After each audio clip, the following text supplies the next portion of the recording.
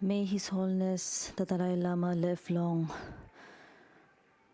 Let His Holiness the Dalai Lama return to Tibet and His Eminence Kirti Rinpoche return to Tibet. Freedom for Tibet.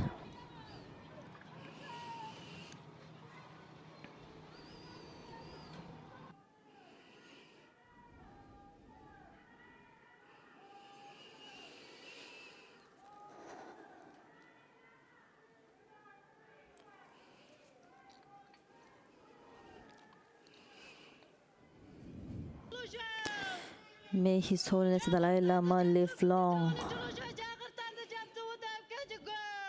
Let His Holiness the Dalai Lama return to Tibet. Freedom for Tibet. This is not just a story about me, but of thousands of Tibetans who have suffered and continue to suffer in jails of China under Chinese repressive policies. Tashi Delek. At the 17th Geneva Summit for Human Rights and Democracy Forum, the world heard a harrowing yet powerful testimony from Namkyi, a former Tibetan political prisoner who was arrested, tortured and imprisoned for simply holding up a photo of His Holiness the Dalai Lama and calling for freedom in Tibet. Her story shed light on the brutal reality faced by many Tibetans under Chinese rule. Joining us today is Dukthen Kyi, head of the Tibet Advocacy Section of the Department of Information and International Relations, who accompanied Namkyi to the international stage this time. In this conversation, we will discuss the significance of this testimony, the global response, and the plight of Tibetan political prisoners. Welcome to our program, Dugla. Thank you. So I'd like to begin by asking you this. Can you tell us how did Namkyi's testimony go and why Geneva Summit? Sure. So the Geneva Summit for Human Rights and Democracy is a major conference that provides a platform for human rights defenders, activists, and former political prisoners to not just only share their personal testimony of their struggle for freedom and democracy, but also it highlights the most urgent human rights situation around the world. So it is important because Tibet, it is an acknowledgement that Tibet continues to be oppressed and continues to, under Chinese government's occupation, it continues to face human rights violations. So that is one thing. And another thing is that what Namkyi shared was not just the ordeal of the hardship that she went through, like you mentioned, for just holding a picture of His Holiness the Dalai Lama and for demanding for his return and for freedom in Tibet. But it also, resonates the situation that many hundreds and thousands of Tibetans who continue to be repressed under the communist Chinese government. As you would be aware, one of the key messages of her Geneva Summit testimony was that it is not just a story of herself, of an individual, but of thousands of Tibetans that continue to languish in Chinese prison. And, even those who are not imprisoned, they continue to suffer the most serious of human rights violations. So that was highlighted, and I think that is a strong message that was, received by the thousands of audience that were, more than 1,000, I think, who were present at the Geneva Summit. And from the summit, what were the most powerful moments from Namkyi's testimony that you recall now, and how did the international audience respond to her? At the actual summit, when she was giving her testimonial and during her speech, I was actually in the interpreter's booth. So I could only see visually, the presence of the audience, and I could hear through a microphone what she was saying, so that I could, do simultaneous translation. So I did not, had the opportunity to be in the same space with the audience to really get what they were going through when she was speaking, because I was mostly concentrating on what I have to translate.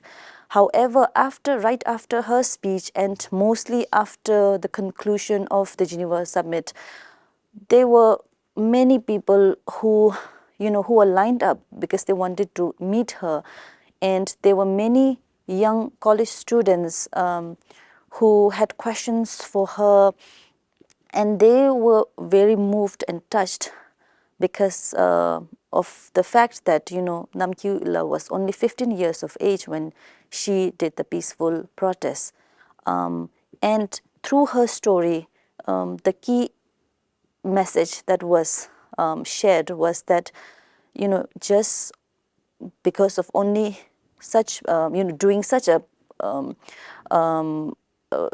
peaceful march, such as just walking down the street and calling for His Holiness, and she did reenact that before her speech, so that the audience would get a glimpse of what really happened, and they were shocked that just for that she had to she was sentenced to 3 years in prison. So and like I mentioned earlier, the Geneva Summit also highlights some of the most prominent activists, human rights defenders, and former political prisoners. This time there were around 22 speakers who addressed the Geneva Summit, and these are all human rights heroes that were, not only celebrated, but the ordeal and the struggle that they had to go through was shared to the international community. So through that, the audience were able to understand the reality of Tibet, even in today's time, because for some they were elder generation of Tibet supporters, and it was like a conviction for not just for the supporters, but for all human rights defenders to understand that the situation is still dire in Tibet, and that we need to work harder in terms of promoting and protecting human rights of everyone. Mm-hmm. And based on our experience, what do we learn about the current conditions of Tibetan political prisoners in Tibet who face such harrowing experience and torture and imprisoned for long prison sentence, right? So in Chinese prison right now. Over the many meetings that we had, one of anecdotes that I remember very strongly, and it affected me, was that her concern about the political prisoners who have been released, because she shared that with many of the representatives and UN missions that we were able to meet with, and she even urged the special rapporteurs and working group mandate holders that they look at this, which is that one of the concerns she shared was that immediately or so, in a year or two after a political prisoner is released, they tend to die very quickly and for unknown reasons sometimes. So that concern she shared, and she also named several former political prisoners that she knew about in Ngaba, in her region, and she requested some of the people that we met during the week-long advocacy in Geneva, with led by along with Namkyi and myself. We also had Office of Tibet Geneva's representative and UN advocacy officer in the team, and these were shared with the concerned mission representatives as well as the mandate holders, so that they could look further into this, and she urged them to do something about that. So we are to see, what happens next. But it is important to note that even after their release, one is never really, free.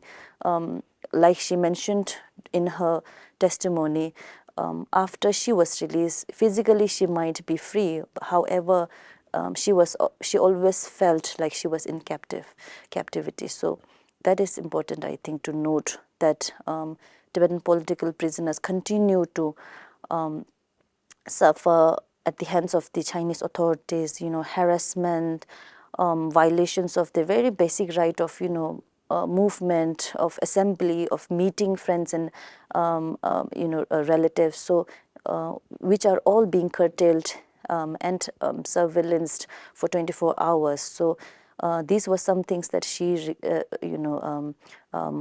highlighted during our meetings. Something that I'd like to bring up, after her powerful testimony at the Geneva Summit, did you hear anything about the Chinese government's reaction and treatment of her family back in Tibet through Namkyi? Well, I'm not aware of any such, repercussions, if you may, call it as, immediately after the Geneva Summit, because it's only been like few days that we got back.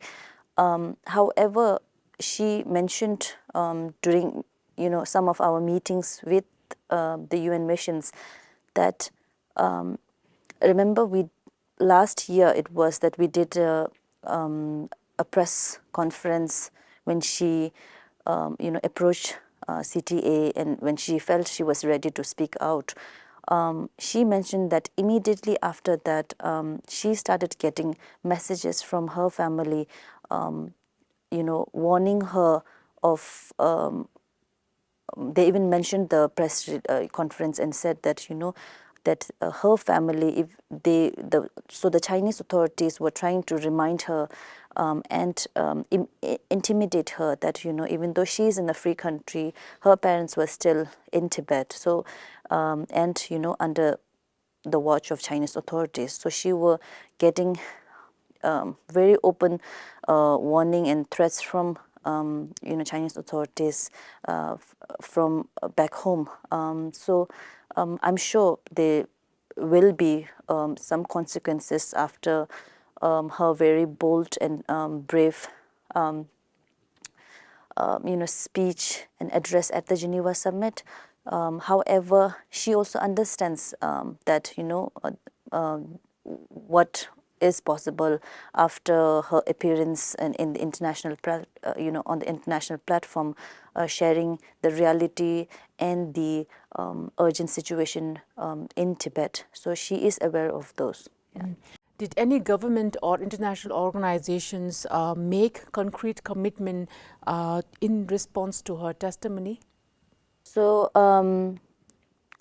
like I mentioned earlier, we did this 1 week advocacy, at UN missions and mandate holders, just before the week before the Geneva Summit. And this is important because the UN Human Rights Council is currently holding its 58th regular session, which started this Monday and will run for 6 weeks. So this is one of the 3 regular sessions that happens at the United Nations, and this is more important, because there is lengthier processions during the 6 weeks duration, as well as more attention, drawn to the regular session. And it is said that there will be more than 100 member states that will represent and are scheduled to address at the ongoing Human Rights Council's regular session. So the week-long intensive lobbying was aimed at that, so that people who will engage in that in this ongoing Human Rights Council's regular session will at least have that story, if I can say so, of Namkyi fresh in their mind when they are attending the Human Rights Council's regular session. So it is important that we keep the mandate holders, most importantly, as well as the UN permanent missions, informed and updated about the current human rights situation in Tibet. That Namkyi story was an example, and she herself, being physically there in Geneva, meeting these missions and mandate holders was important, because they could see a person right in front of their eyes, and even though she spoke in Tibetan, they could actually sense the emotion, the ordeal, and the pain that she not only went through but continued to undergo even to this day. So that is why the week-long advocacy ahead of the 58th UN Human Rights Council's regular session was important. Coming to your question about government's promises, it's actually very difficult for any UN missions to say we will do this or that immediately, because advocacy is a long process, which could take years and years to see and result prominently. However, through such efforts, it is important to keep the issue of Tibet alive, and for the mission representatives and the mandate holders to realize that that people in Tibetans inside Tibet continues to be oppressed and continues to suffer under Chinese repressive policies. So it is not of something that has happened 10 or 20 years ago, but we are talking about today. So I think it was the message was well received. Many of the mission representatives were very receptive of what she had to say, and we obviously understand the predicaments that they could suffer due to if the Chinese government comes to learn about the meeting and what they had to say to us. So it was only sharing them the story of Namkyi, and like I mentioned earlier, which is one such story of thousands that continues to still be in Chinese prison. And so for the governments, it's always very difficult to make serious commitments right, like upfront. But there are several countries that have stood with Tibet, stood for human rights for many years, and they have also called upon China during the last UPR session. So I'm sure they will continue to monitor the situation in Tibet under Chinese occupation. As for the mandate holders, because they are the experts in human rights field, we had very effective discussion, and they have also said they will take up her case and send communications to Chinese government regarding Namkyi's testimony. So in that light, I hope there will be something coming in the next few, if not few weeks, maybe in few months. Yeah. Mm-hmm. So in the light of Namkyi's testimony at the Geneva Summit, I'd like to bring this attention while we are having this conversation on the condition of Tibetan political prisoners in Tibet. And can you talk to us about what are the challenges that they face, and in what ways can the international community do to ensure that their protection in the Chinese prison? So during Namkyi's testimony, and during the meetings with the UN missions and mandate holders, she continuously mentioned repeatedly, she mentioned very oftenly that Tibetan political prisoners face extreme discrimination just because of their identity and for the very reason why they were imprisoned.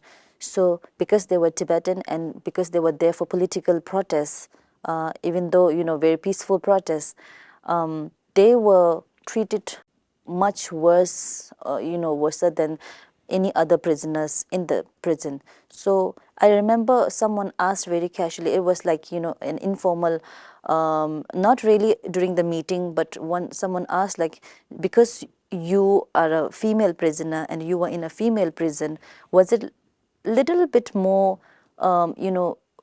better for you compared to the male prisoners? And she said, you would wish it would be like that. However, it was not, and for her, because she was there, she was charged for separatism, and she was one of the few Tibetans who were in that big jail. Along with other Tibetan female prisoners, she was continuously discriminated and mistreated and tortured because of her very identity. So this speaks volume, for Tibetans. Even today, there are hundreds of Tibetan political prisoners still barred in, behind Chinese prison, and they continue to face similar, if not worse, treatment and situation while being imprisoned. And again, I would like to, mention about once again about how even after their release, they do not tend to live a long life, and that is very worrisome. So for the international community, I think those who continue to monitor the situation inside Tibet, they are well aware of these things, but it is only because of the high-tech surveillance and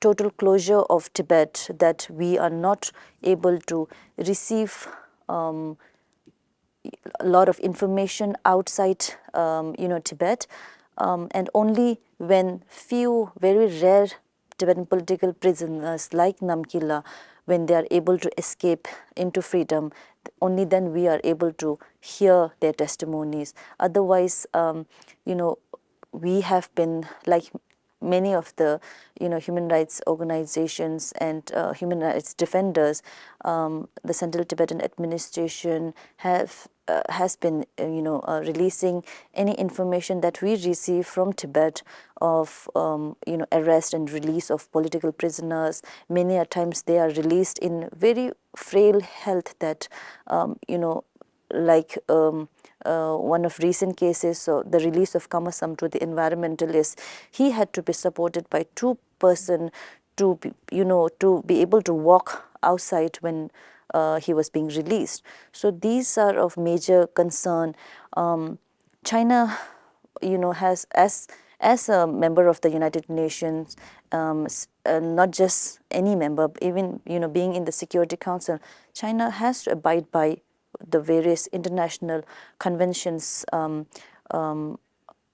the United Nations. However, this continues to be just disrespected and disrespected by the Chinese government, and I think they need to be continued pressure from all angles on China to stick by its not just its constitution and national, regional, autonomy law, but also abide by the international standards of human rights, and to respect human rights of prisoners, including Tibetan political prisoners as well. Definitely. So on this note, these are my questions for this conversation. Thank you so much for speaking up for Namkyi at the Geneva Summit this time, and also for the plight of Tibetan political prisoners who continue to suffer under the Chinese government's rule. Thank you so much. Thank you for having me. Thank you. With this, we have come to the end of today's program of In Conversation with Tibettv. Thank you so much for watching.